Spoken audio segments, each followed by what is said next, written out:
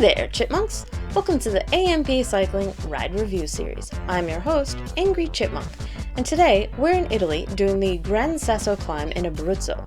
This ride is available on Rouvy, so let's get right into it.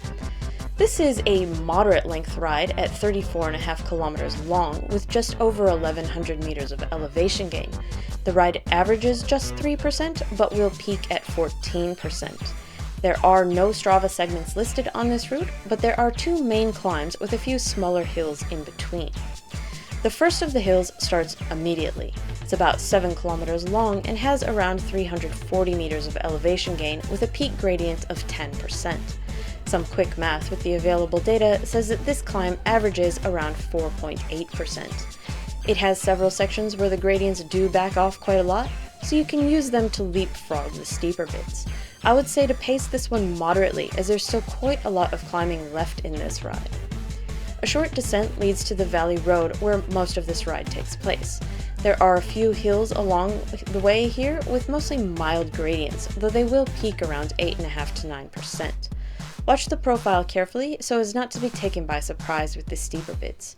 It's a bit easy to push too hard here, and while it is fun, it can make that final ascent more difficult.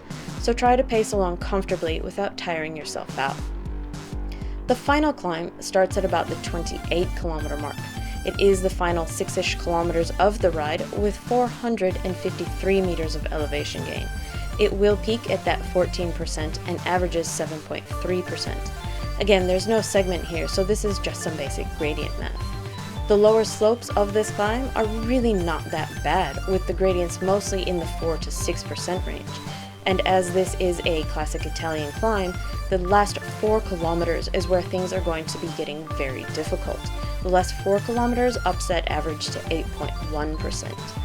You'll be seeing mostly double digits for around 1 kilometer before the gradients back off to about 8 to 9% for a short time. Another short steep section leads to a few hundred meters of false flat. This is a really good place to try and recoup some energy as the final 1,800 meters are again quite steep. Not as bad as the start, but frequently over 10% with a few smaller sections of 6 to 9%. The summit is the end on this ride. Now for this one, you'll be wanting a very good warm-up since the very first thing you do is climb for 7 kilometers. I would say a minimum of 15 minutes. This is a mountain climb despite the lack of Strava evidence, so treat it as such with your warm-up and cool-down. And there's nothing post-summit, so you will also be needing a very good cool-down. And as always, I recommend pre-fueling this ride. And this is especially important as climbing is the first order of business. I aim for about 25 to 30 grams for each ride that I do. This should see you good for about half the ride, which will be in that valley road. Another 15 to 20 grams here should be good for the remainder of the ride.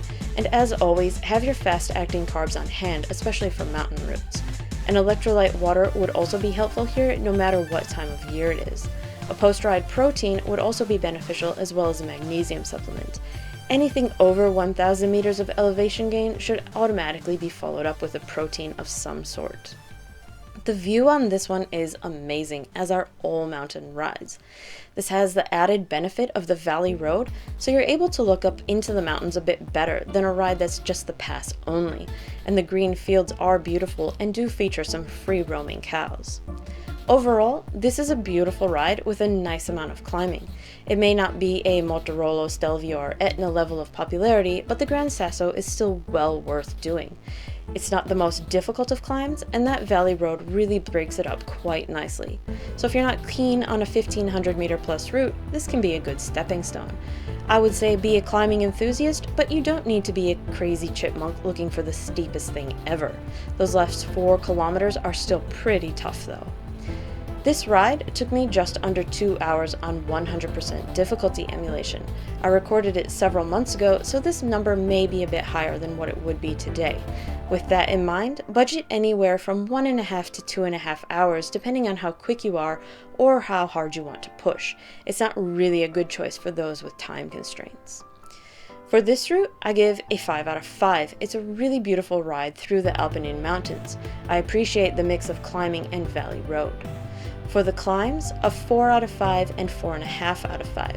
Still pretty challenging, but not overly tough. The middle section of flat can make them more or less challenging depending on how you ride it. For the view, 5 out of 5. I can't stress enough how amazing the Valley Road makes this ride. Normally with passes, you don't get to see the mountain you're about to ascend, which makes this one pretty special. And overall, a 5 out of 5. Definitely put this one in your ride queue. Well, that's it for this review, so thanks for watching, Chipmunks.